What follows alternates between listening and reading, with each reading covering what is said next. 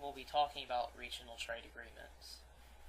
A regional trade agreement is an agreement between two or more countries to remove tariffs and other trade restrictions between member countries.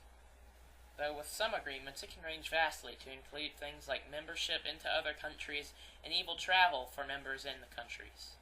Today we will be talking about four main trade agreements: NAFTA, ASEAN, European Union, and Mercosur. First I will explain NAFTA. NAFTA stands for the North American Free Trade Agreement. In 1990, Mexico expressed their interest in a free trade agreement, and so NAFTA was born.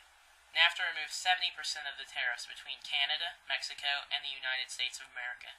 This boosted the economies of the countries involved by some deal, but some tried to abuse it by importing low-price objects and trying to sell them as if Canada or Mexico or US made. This was a very big problem for NAFTA, and because of that, NAFTA had very strict rules of how much of an item must be made in Mexico, Canada, or the US, to make sure that none of this happened, and to make sure that their policies were not abused.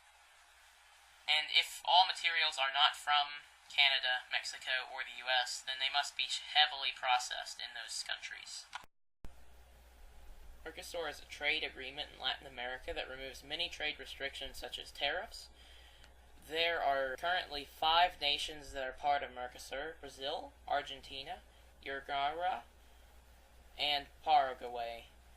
With these 5 countries, Mercosur has become one of the top 4 trade agreements in the world in terms of population being represented. There are other nations that are coming close to joining, such as Bolivia and Ecuador.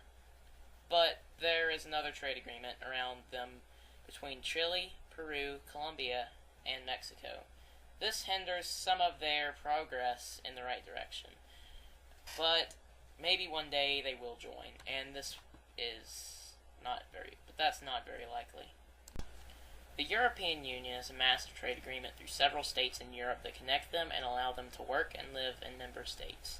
This is a great plus to the member states and its citizens, who can easily travel in trains overnight while they sleep to another state to work and then come back the next day to see their families.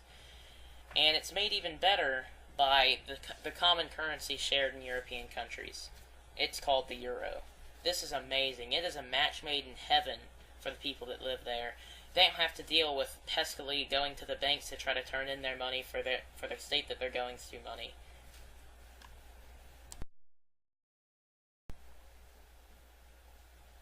And finally, ASEAN.